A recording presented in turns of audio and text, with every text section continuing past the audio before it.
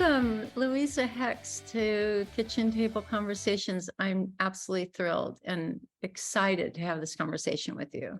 And I'm so happy to be here today. I actually remember the very first time I met you. Do you remember when we first met? Seattle for the with the Charter for Compassion, I believe, in like 2014-ish. It was to do with the charter, Uh-huh. but it was actually in San Francisco.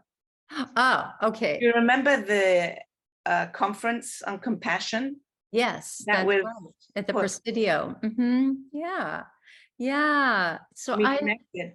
and you were doing your work through the Charter for Compassion on forgiveness. So I met you on the platform of compassion, and which is absolutely brilliant place for forgiveness to happen in that environment. But I wanted to thank you for being here specifically to have this conversation with me at my kitchen table. And these conversations are intended to be just casual and comfortable and really address the topics that I cover in the book. But I really need to hear from experts like you. And I'm only an expert in my own life and a couple of other things, but not on forgiveness or reverent listening or intergenerational trauma or the other things that we cover.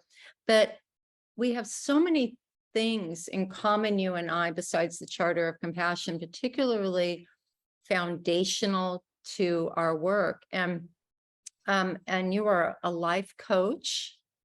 You do so many beautiful things. And by the way, your bio and everything is below in this email and on the landing page. So I don't want to spend a lot of time and all the amazing things. And I think everyone's going to tell, the absolute level of expertise you have on the subject as we go into this conversation. So let's just get to know you too through this work. So before we get started, and this is really the first time we've actually been on screen together in this way for many, many years, perhaps, right? Yeah. So it really is a reconnecting here. It's fresh. I remember the last time I saw you. It was in Toronto. It was at the World Parliament of Religions convening. It was probably the last time it was in person. It was, but it's coming back in Chicago next year. So get your tickets now. And I live close to Chicago.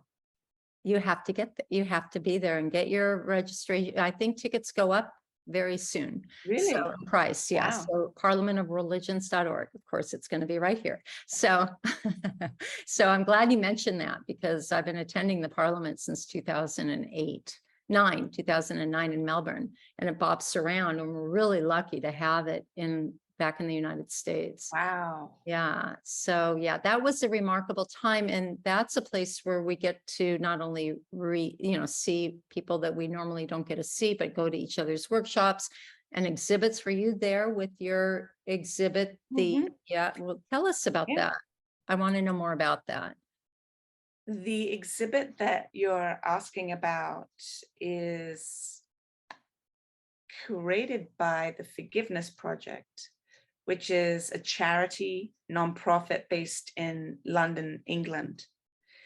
And the Forgiveness Project's founder is a woman by the name of Marina Cantacuzino. She is a journalist by profession, a storyteller, and a woman who for over 15 to 20 years has been unpacking forgiveness through the lens of the story of the other, interviewing people traveling all over the world. And this exhibit that you're referencing, known as the F Word, Stories of Forgiveness, has different mediums and is in different countries. And so for the last 10 years, I've been the coordinator for North America. If you remember, for the longest time, we've been trying to figure out how to get it to California. I know. One of the least traveled places of the exhibit, and Nevada. I think a lot of it has to do with its travel. And so the story about this exhibit, and I think it's worth taking a moment to think about how it came to be, why it came to be, and how I got into this work. Well, I was going to ask you that. I was going to ask you, tell us how you got into this work, but I'm also really interested in knowing the moment you realized that this was the work you wanted to do. Like, what was going on inside of you? What had your life up to that point informed you of that decision? So if you can put those two things together. It's so interesting when it's so serendipitous and synchronous. Because as you went to ask that question, I had this feeling inside of me, and I was like, Sandy's going to ask me exactly about what the feeling is.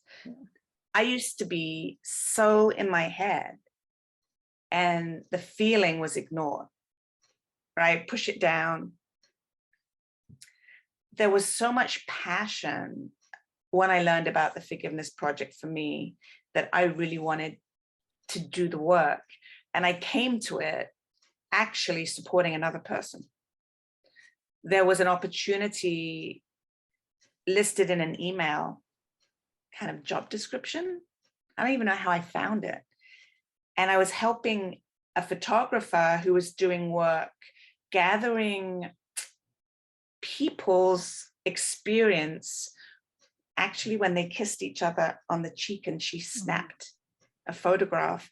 What did it feel like inside when you had that connection with someone? And she was looking to kind of broaden the work that she was doing. And I kept saying to her, there's more to just kissing someone on a cheek, someone that lives in our neighborhood.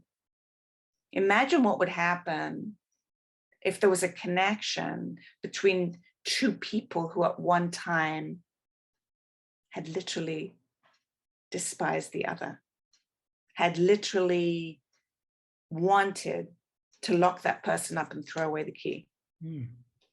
Because I'd seen these amazing projects and these amazing stories of people in the news,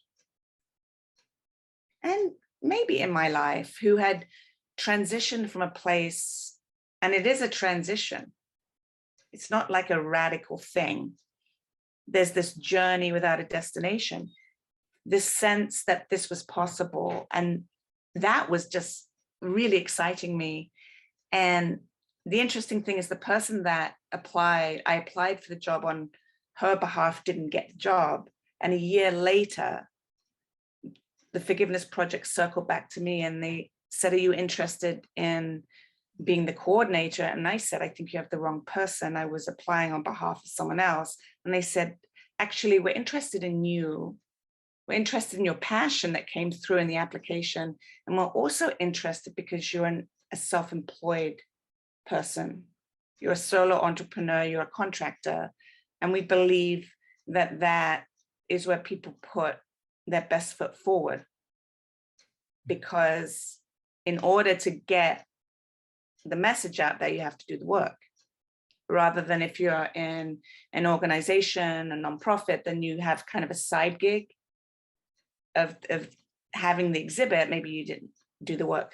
So very clearly, Marina's story was gathering the story of the other. And it was right around the time of the war in Iraq, or at least the United States, Right. the UK, NATO going to war. And on the street in the UK, during the Tony Blair administration, people in England were saying no. And the voice of the people, millions of people on the streets, including Marina, and people on the streets in the US were saying no, and the Western world went to war.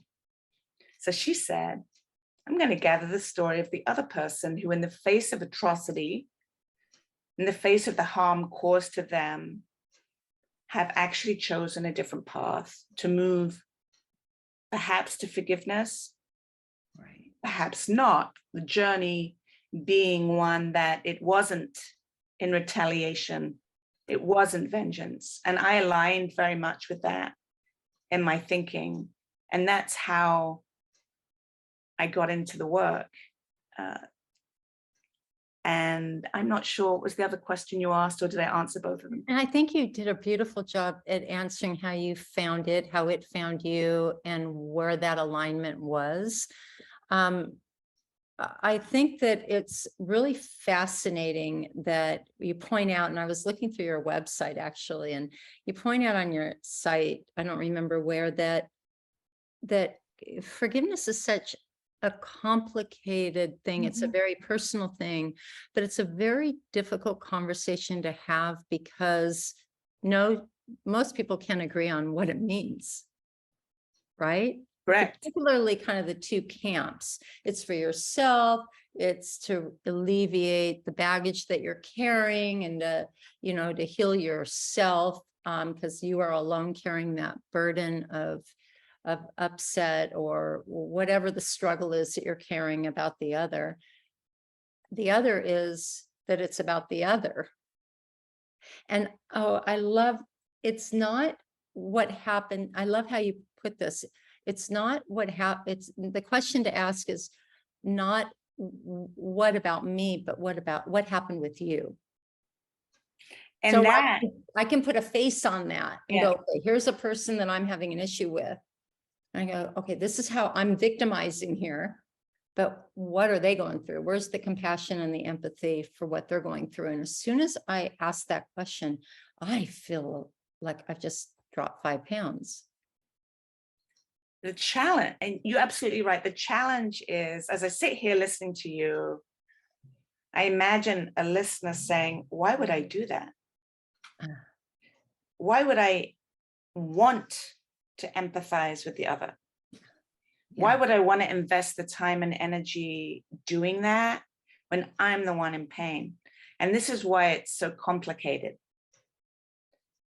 First of all, there has to be, from my experience, because I walk my talk, there are situations in my life where I really am an expert in this area. And there are others times where I'm like, or others are telling me, practice what you preach. Because we're human first, right? So I'm not really an expert yet. I know that there's a framework that makes sense, and the curiosity, the willingness to wonder, the willingness to be curious about how I might move out of my own pain and suffering, and consider that if one has empathy for oneself, which is also compassion, and for the other, that through my experience, through research, hoping you're not going to ask me to quote the research, but I can touch on it, that there is something about having an empathy towards the other and wondering. And there are many stories of individuals who have taken that path, which we can actually talk about if you're interested. You mentioned the sticky, you didn't say sticky, but it is sticky, messy. It's messy. There's no Webster or Oxford definition of forgiveness for self. I mean, there are so many ways that we can unpack it. People have different perspectives. Truly, it begins with self, and it is potentially a moral relationship between yourself and the wrongdoer, like you touched on. Yeah. For some, and entirely about remorse and apology. And then for others, there are people that say it has to do with the other person, right? That it's an act of self-healing. And if you wait for an apology, you're putting the power in the wrong hands. And I really think it's your decision. There's also another interesting twist here, and I've run into this several times, is when individuals are choosing to forgive for themselves.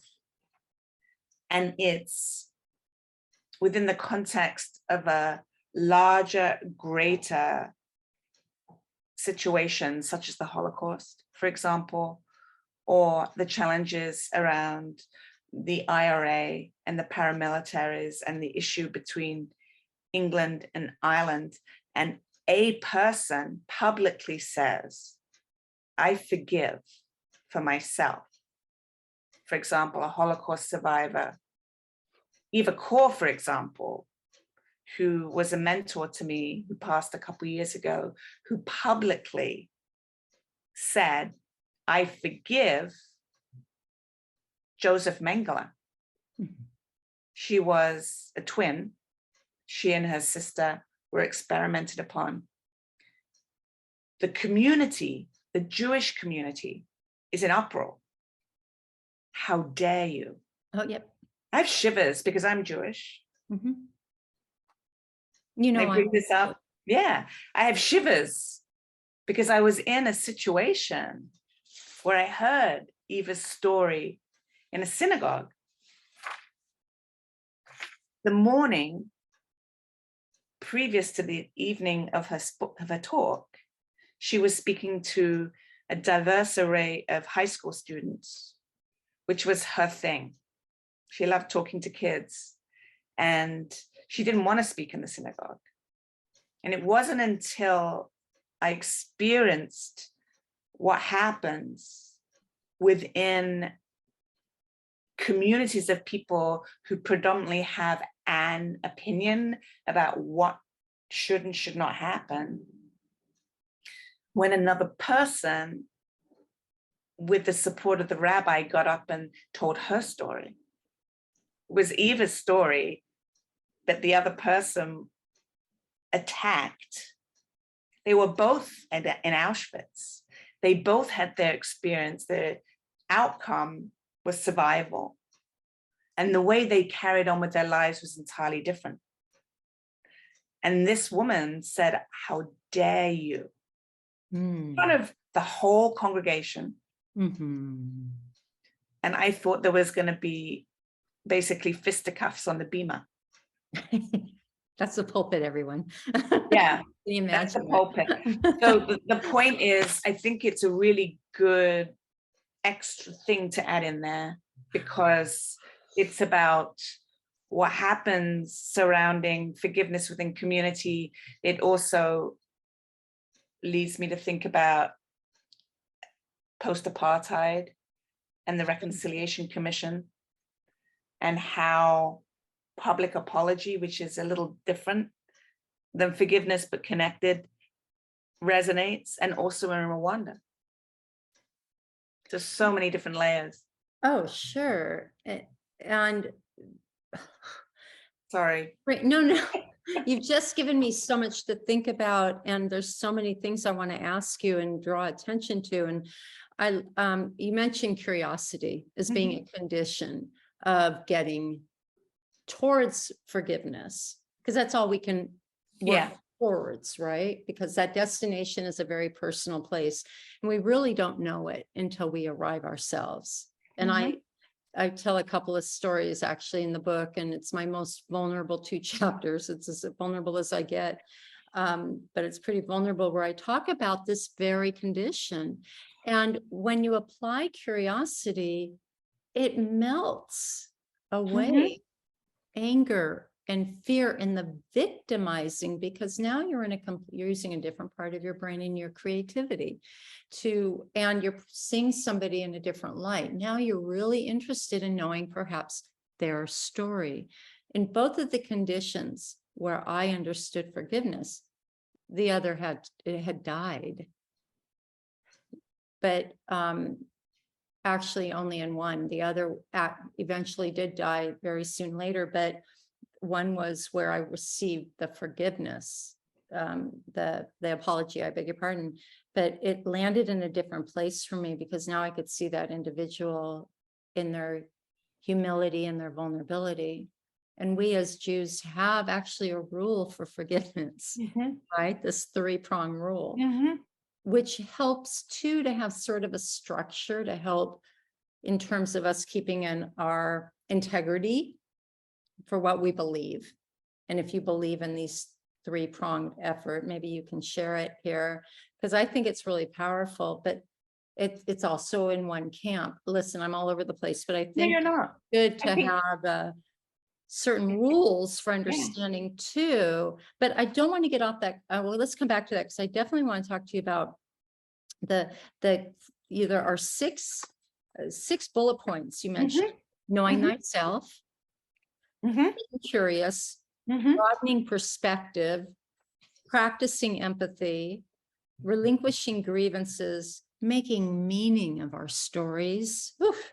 These are boom, boom, boom philosophy, the six philosophies of the Liminal Odyssey, and all require awareness, and all require a sense of humility and vulnerability.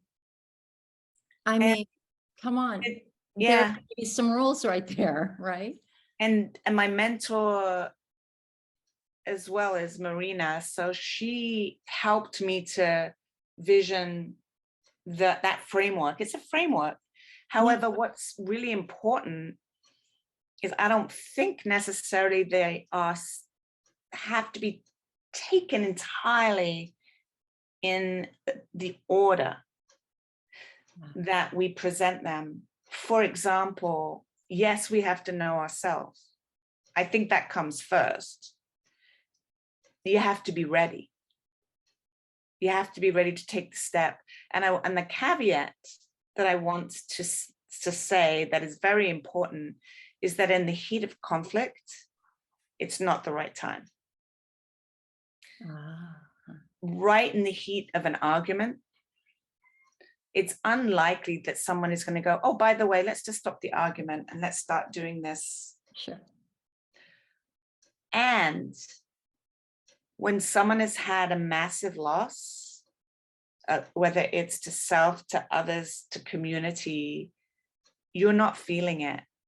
And there's a process that you're going to go through that will be a grieving process.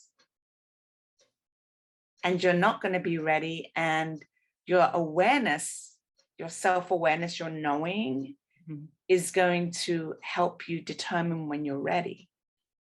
The challenge is when to take that step and the willingness to take that step.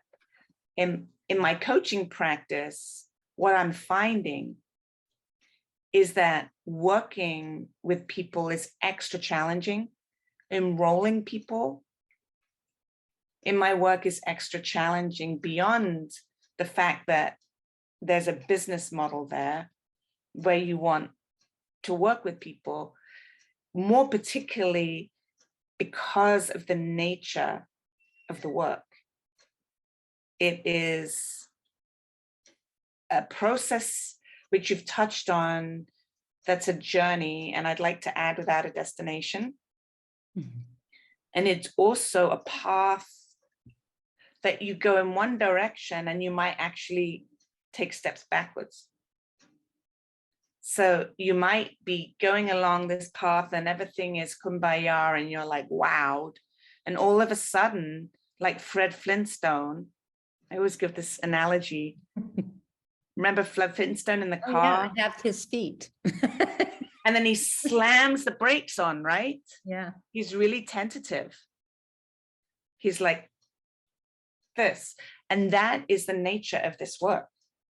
And what is it that has us slamming our brakes on? It could be a situation where we're triggered by a person, by an event. It could be our own uncertainty, our intuition. It could be because someone said something that challenges what we think is best for us. It could be anything. I think it's just human nature. It's really fear, fear of the unknown, which leads me to this kind of conversation that we could have around how I don't know if you're familiar with the term spiritual bypass. It's kind of a made up term. So the idea, and I'm not talking about religion per se, but because you are talking about spirituality. Higher and deeper value system. What we do, including me, is we place these band-aids on things. Oh, I'm going to have a drink because I had a really rough day, an alcoholic beverage, right? Not that there's anything wrong with that, because it's something that we might enjoy. It's how we use it. Right. We might eat something really salty or something really sweet. We might do a ton of yoga or meditation. We might read self-help books. We might listen to the Liminal Odyssey, coffee table conversation. But it's stepping over a threshold rather than stepping into it. It pushes it down, right? The self-awareness is, this is what I want to do. I'm not saying we shouldn't do any of those things. I'm saying don't use that as that this is the work by just feeling good. Because a lot of the healing comes from the pain and the experience. Right. There's something actually really good about those who've experienced adversity, and I think most of us in our lives have, that we actually come out the other side, having gone through that pain and suffering, feeling even stronger. And you may have read in some of my writings and sharings the words of Mark Twain, the fragrance that the violet shed on the heel that has crushed it. Yeah. The reference to that is within the pain and suffering is the gift of the healing. The violet is so fragile, right? We crush a violet, and then what emanates is this most incredible smell. There's beauty in the damage. And I refer to it also as sand in the oyster shell. There you go. You need that sand. As my son-in-law in his yogic wisdom says to me, you got to feel all the feels. Yeah. And we're so accustomed, especially by our society. It's actually patriarchy and systems of domination. And I'm not speaking about gender. Let's be very clear. If you've ever heard any of my talks, I make that very clear. But that we've been conditioned to believe that we have to be a certain way and look a certain way and everything should be rosy. And if it isn't, there's something wrong within us that needs to be fixed. And while it's a good indicator, that ultimate outcome to that is that we're not okay not feeling good. Yes, we take that as a signpost and this is where we need to go because that's being self-aware. But it's okay, and we got to give ourselves a break. And that's why particularly women, this is gender specific, say, I'm sorry for the slightest move, because we're so conditioned to think we're not okay. And this comes right back to that condition of thinking that, oh, I got to self-soothe or I've got to distract. That bypass. Yeah. You make me smile, just an aside, because I'm English. I was born in England, live in the States. And there's a figure of speech in England that everybody uses all the time. It is bizarre. They say, sorry. So I don't know where it came from. And it's not about, it's almost like, pardon me. Like if you're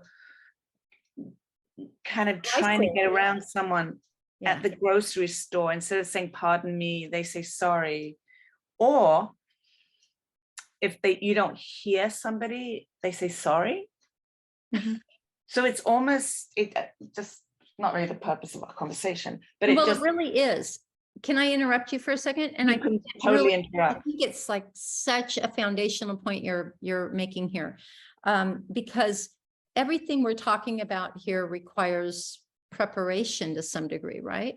Preparedness.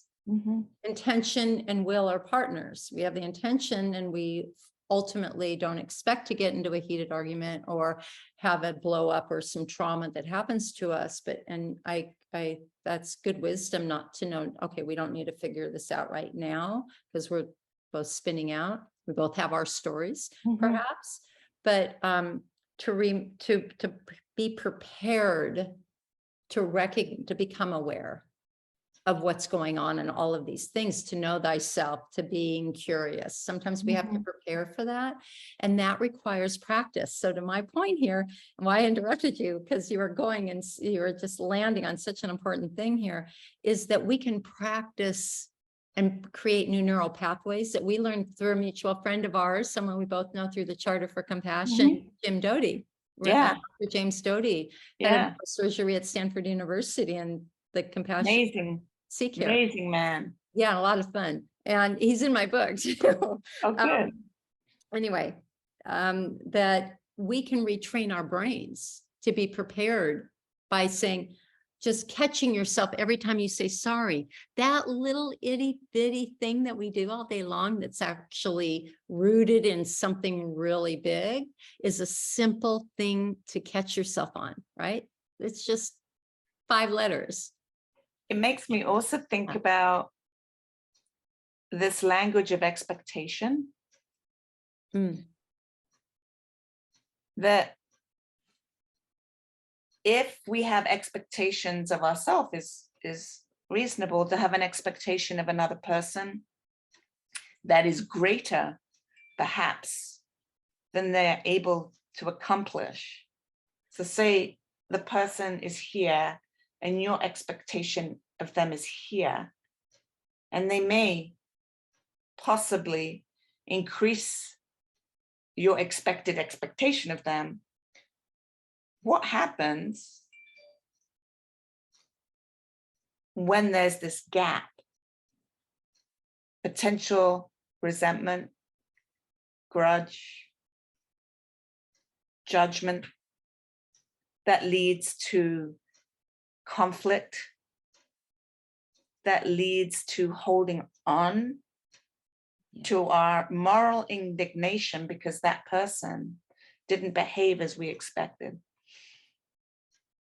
And it's very complicated, but it makes me think about the less atrocious stories that we could share about individuals' journey to forgive another, and more in the day-to-day existence of being in relationship.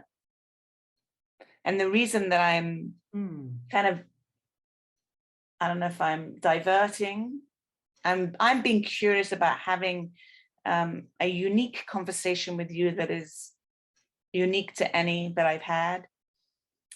In my research, because I have done research, qualitative research through interviews, 13 questions, it just happened to be 13 questions to try and determine the language that people are using around forgiveness, or not even using that word.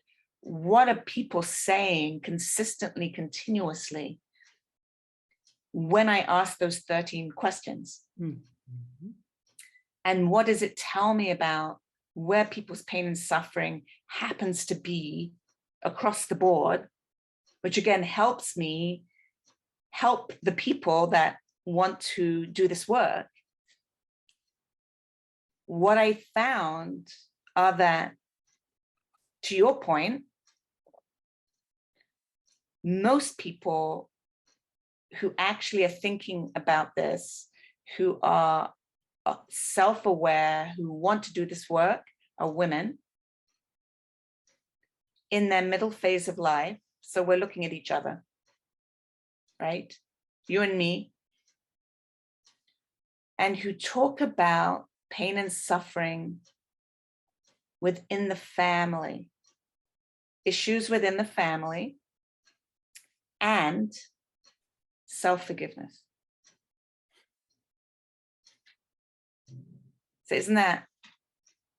And yeah, and I have applied that practice of paying attention to when I use that word. I mean, I try to anchor where I need my healing to go with something I can remember and practice it, because I'm not aware of it, even, and sometimes until after I've said it, but I catch myself. Same with writing. It's the integrity of our words. Our words create our reality. So there's a lot there. As a matter of fact, the word abracadabra, did you know that it's Hebrew, abracadabra, which means I create as I speak. I just learned this not too long ago from Rabbi Dr. Really Pearson Firestone in intergenerational healing and trauma. Jewish healing intergenerational trauma was the workshop I took of hers, and her book Wounds into Wisdom, which is a great book, and this is the perfect plug for her. That's really interesting, because yeah, there's a couple things here. We speak our truth, and when we speak our story, there's also research out there that when we speak our story, when we speak our pain and suffering, and we are experiencing physical pain, so if we're going to the chiropractor, the physical therapist, the massage therapist, and we actually speak outwardly and tell our story while we're being treated, we get better quicker. Yeah. When we tell our honest story, because I don't always speak my truth or I try to now, but I used to say I'm sorry for things I wasn't really sorry for. And not that I wasn't apologizing, it was like, I should have said, excuse me, or will you say that again? So that's not really speaking my truth, because, right? So we can pay attention and make sure we speak our truth, is what you're saying. I'm really interested to know about the order of the steps that you mentioned. Can you dive more into that? Yeah. So you mentioned steps, and I would say it's not a step process. So I'm really happy that you mentioned that. It's a framework and a space for inquiry. And I mentioned knowing yourself was the first step, because then you know you're ready to do the work or not to do the work. And stepping your toe in and then removing your toe and going, ouch, I'm not quite ready, is okay. So there's this curiosity about where we are. And it takes a lot, me also, you have to be in the right mind and space frame. For example, a lot of the work that I do, in addition to coaching, is around conflict resolution with families going through divorce and uncoupling who have minor children. And the more and more that I'm in the work, I find that it's a much more contentious place for me to be, and that I have to consistently have the bandwidth to sit back and reflect rather than have the answers right there, which is what people expect of me, actually, that I should fix it for them, which I don't want to do, which is all the more important that what we're talking about is it's the individual's work with the individual pace, with the individual outcomes. And so the process, yes, we have to know ourselves and we have to be curious to get moving. But say you want to spend a lot of time talking about the judgments that you hold towards yourself or other, or the grievances, I think that would be a really good area that could be focused on pretty early on in the process. That might need to be unpacked before you have empathy. See what I mean? And so I don't want to put people in a box, because coaching is a partnership and this journey where you're going alongside someone. You're not telling them what to do. You're asking questions that support people to dig deep, to have their own answers.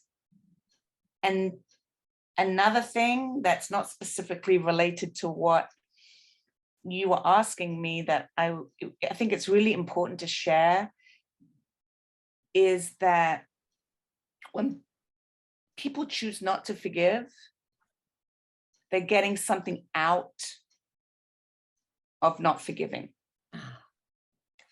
It's something's working for them, we don't really create change in our lives until something's not working.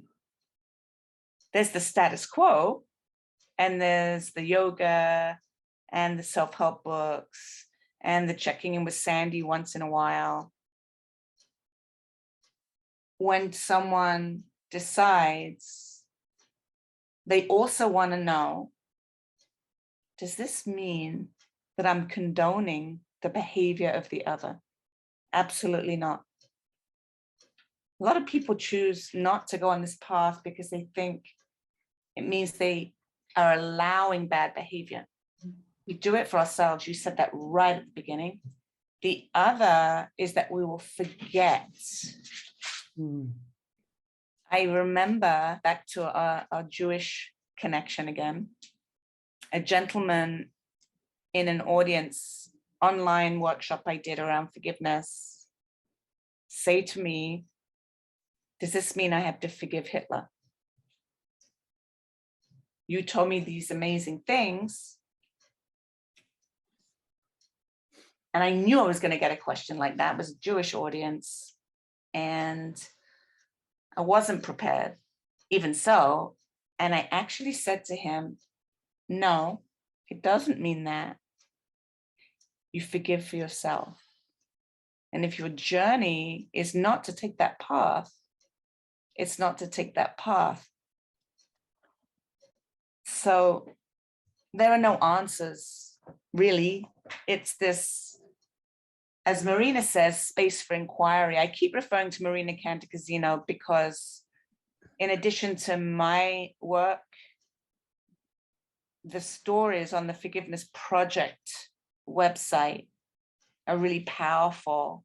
If people go, you know, I'm digging this conversation, but I need a more concrete example.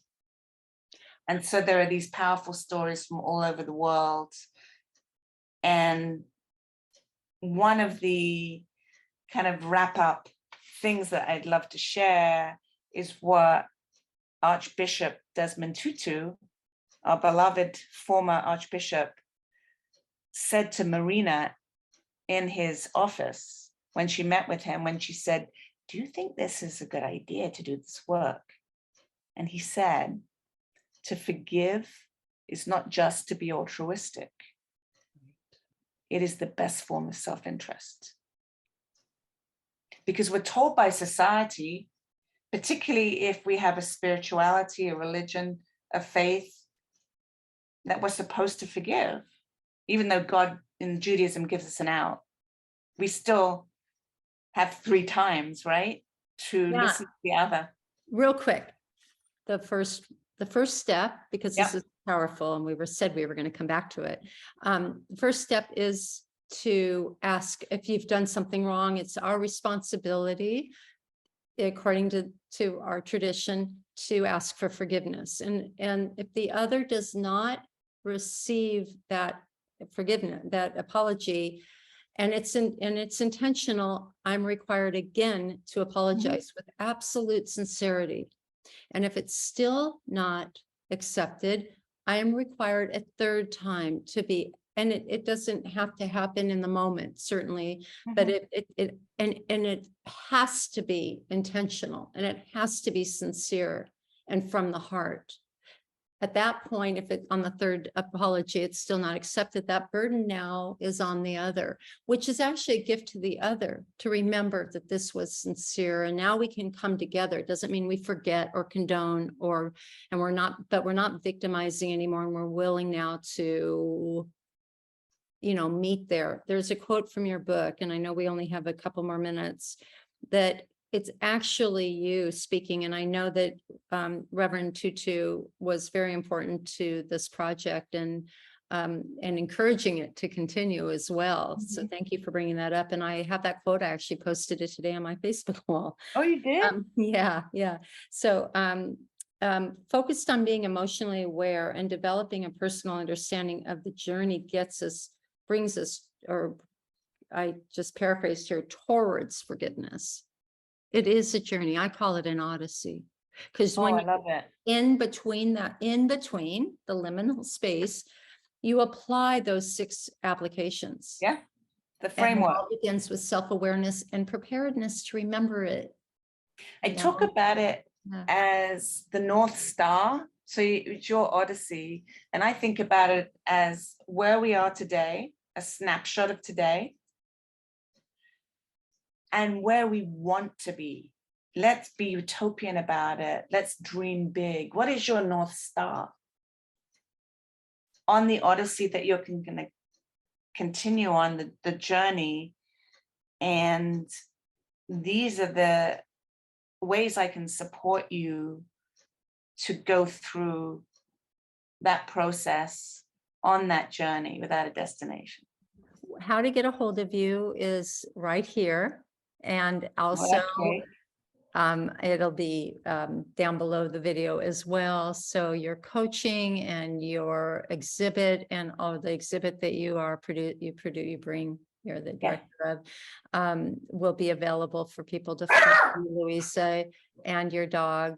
And and I just want to end by saying that every one of our flyers has a symbol representing a different chapter of the book.